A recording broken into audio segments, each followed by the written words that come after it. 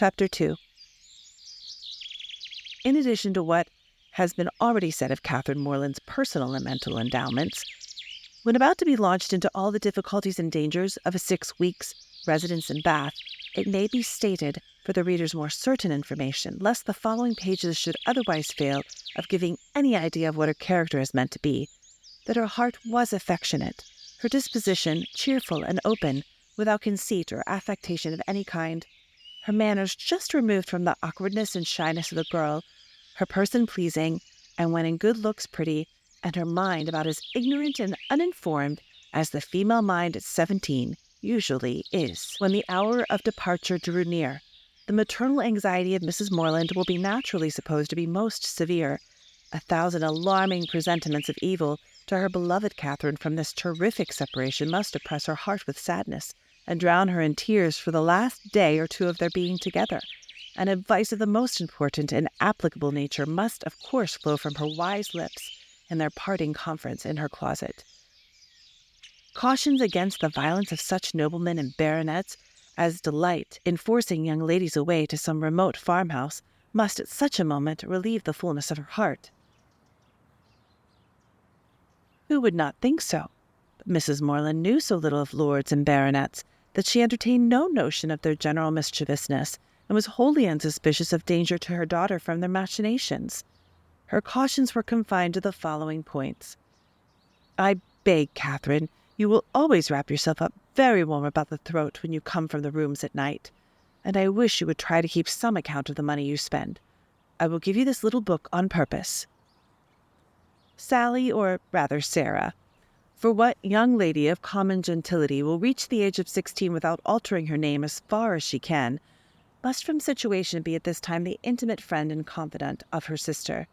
It is remarkable, however, that she neither insisted on Catherine's writing by every post, nor exacted her promise of transmitting the character of every new acquaintance, nor a detail of every interesting conversation that Bath might produce. Everything, indeed, relative to this important journey was done, on the part of the Morlands, with a degree of moderation and composure, which seemed rather consistent with the common feelings of common life, than with the refined susceptibilities, the tender emotions, which the first separation of a heroine from her family ought always to excite. Her father, instead of giving her an unlimited order on his banker, or even putting £100 bank bill into her hands, gave her only 10 guineas, and promised her more when she wanted it. Under these unpromising auspices, the parting took place, and the journey began. It was performed with suitable quietness and uneventful safety. Neither robbers nor tempests befriended them, nor one lucky overturn to introduce them to the hero. Nothing more alarming occurred than a fear on Mrs. Allen's side of having once left her clogs behind her at an inn, and that fortunately proved to be groundless. They arrived at Bath. Catherine was all eager delight. Her eyes were here, there, everywhere, as they approached its fine and striking environs, and afterwards drove through those streets which conducted them to the hotel. She was come to be happy, and she felt happy already. They were soon settled in comfortable lodgings in Pulteney Street.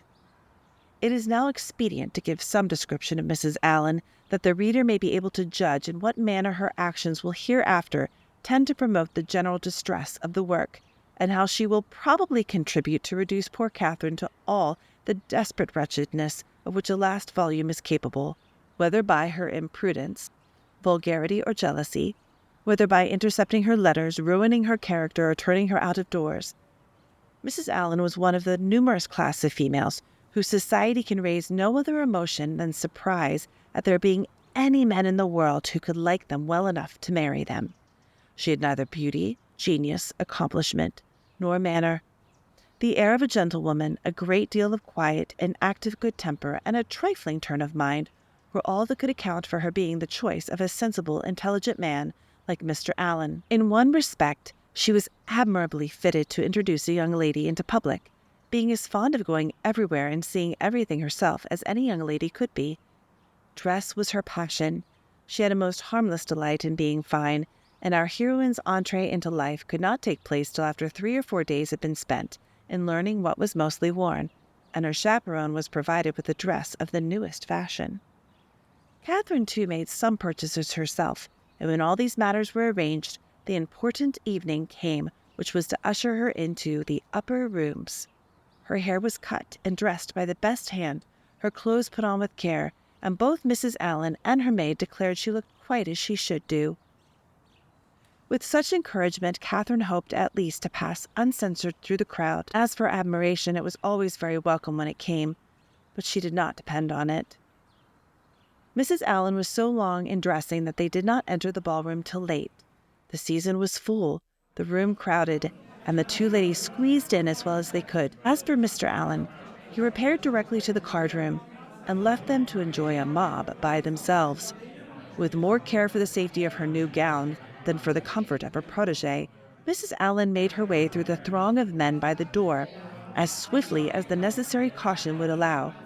Catherine, however, kept close at her side and linked her arm too firmly within her friend's to be torn asunder by any common effort of a struggling assembly. But to her utter amazement, she found that to proceed along the room was by no means the way to disengage themselves from the crowd.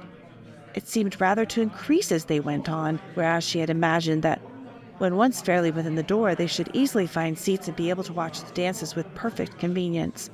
But this was far from being the case, and though by unwearied diligence they gained even the top of the room, their situation was just the same. They saw nothing of the dancers but the high feathers of some of the ladies. Still, they moved on. Something better was yet in view, and by a continued exertion of strength and ingenuity, they found themselves at last in the passage behind the highest bench. Here there was something less of a crowd than below, and hence Miss Morland had a comprehensive view of all the company beneath her, and of all the dangers of her late passage through them. It was a splendid sight, and she began for the first time that evening to feel herself at a ball. She longed to dance, but she had not an acquaintance in the room.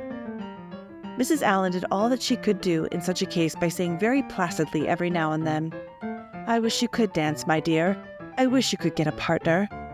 For some time her young friend felt obliged to her for those wishes, but they were repeated so often and proved so totally ineffectual that Catherine grew tired at last and would thank her no more.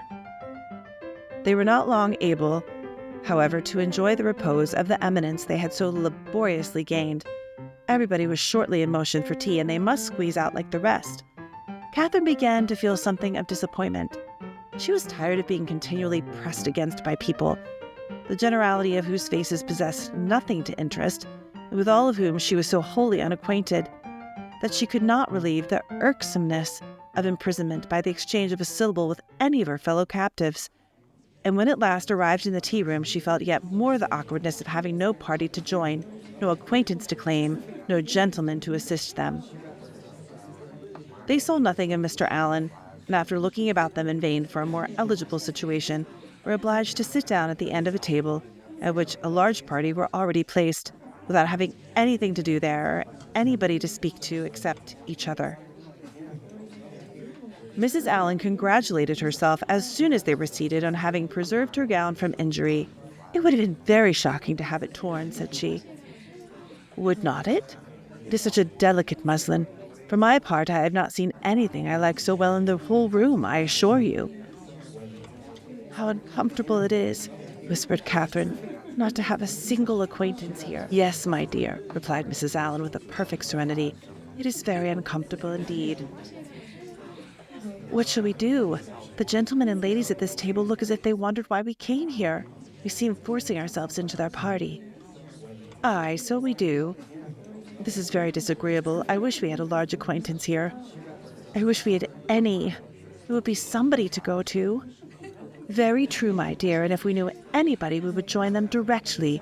The Skinners were here last year. I wish they were here now. Had not we better go away as it is? Here are no tea things for us, you see." "No more there are, indeed. How very provoking. But I think we'd better sit still, for one gets so tumbled in such a crowd. How is my head, dear?" "Somebody gave me a push that has hurt it, I am afraid." "No, indeed, it looks very nice. Dear Mrs. Allen, are you sure there isn't nobody you know in all this multitude of people? I think you must know somebody." "I don't, upon my word. I wish I did. I wish I had a large acquaintance here with all my heart, and then I should get you a partner. I should be so glad to have you dance." There goes a strange-looking woman. What an odd gown she's got on. How old-fashioned it is. Look at the back." After some time, they received an offer of tea from one of their neighbors. It was thankfully accepted. And this introduced a light conversation with the gentleman who offered it, which was the only time that anybody spoke to them during the evening, till they were discovered and joined by Mr. Allen when the dance was over. "Well, Miss Morland," said he directly, "I hope you have had an agreeable ball." "Very agreeable indeed," she replied, vainly endeavoring to hide a great yawn. "I wish she had been able to dance," said his wife. "I wish we could have had a partner for her. I have been saying how glad I should be if the Skinners were here this winter instead of last, or if the Perrys had come. They talked of once. She might have danced with George Perry. I'm so sorry she has not had a partner." "We shall do better another evening, I hope," was Mr. Allen's consolation. The company began to disperse when the dancing was over, enough to leave space for the remainder to walk about in some comfort, and now was the time for a heroine who had not yet played a very distinguished part in the events of the evening to be noticed and admired. Every 5 minutes, by removing some of the crowd, gave greater openings for her charms. She was now seen by many young men who had not been near her before. Not one, however, started with rapturous wonder on beholding her. No whisper of eager inquiry ran around the room, nor was she once called a divinity by anybody. Yet Catherine was in very good looks, and had the company only seen her 3 years before, they would now have thought her exceedingly handsome. She was looked at, however, with some admiration, for in her own hearing 2 gentlemen pronounced her to be a pretty girl. Such words had their due effect. She immediately thought the evening pleasanter than she had found it before. Her humble vanity was contented. She felt more obliged to the 2 young men for this simple praise than a true quality heroine would have been for 15 sonnets in celebration of her charms, and went to her chair in good humor with everybody, and perfectly satisfied with her share of public attention.